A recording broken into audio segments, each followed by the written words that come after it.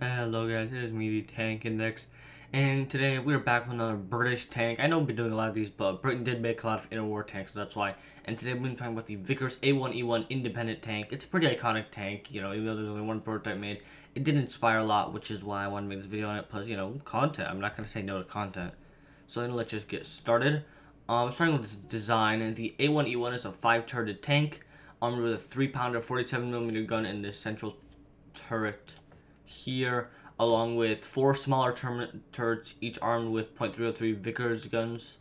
The rear left turret, you can't see in this picture, could actually even elevate the gun to engage aircraft, though how much effect the Vickers gun would have against aircraft once they stop being made of wooden duct tape is questionable. It had armor ranging from 13 to 28 millimeters, and it weighed about, give or take, 33 tons. I'm sorry. Didn't weigh on there.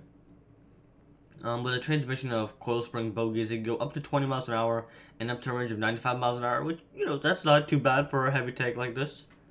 Onto its history. In December 1922, planning began when the General Staff of the British Army drew up a specification which specifically had a heavy tank that didn't even have a turret at all. Like, it had 0 turrets, and it was designed with at least 9 feet of trench crossing ability.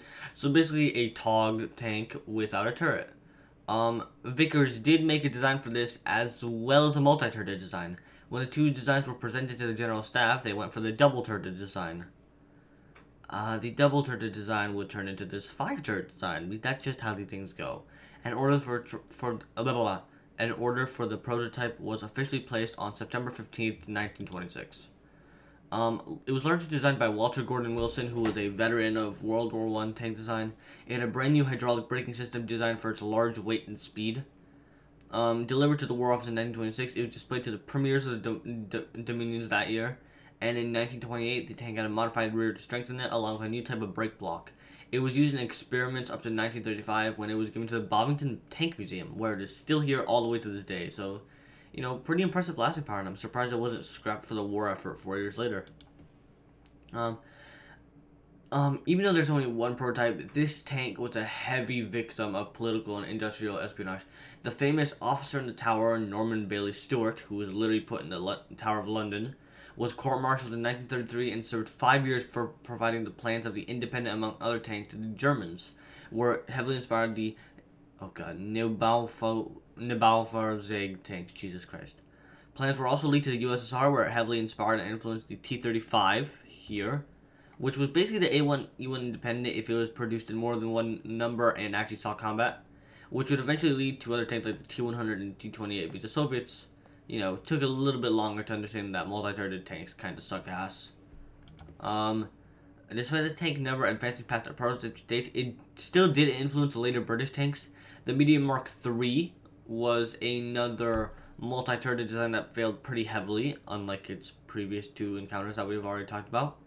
And the Cruiser Mark I was a much more successful multi-turreted design that originated with the original concept, though it still had the problem of multi-turrets. So while the A1E1 failed, it at least inspired other things after it. So onto the final assessment of the tank. It was never really that good of a design. This was mostly really due to the basic faults of a multi-turreted tank in general, which honestly is a whole nother video I'll eventually do. However, it was quite important of what it influenced. It led to the first German experimentation in medium tanks with the Neubaufahrzeug, which was later a staple of theirs, as well as several Soviet designs that were used quite a bit. It itself influenced British tank design, as multi-turrets would continue in British service for some reason.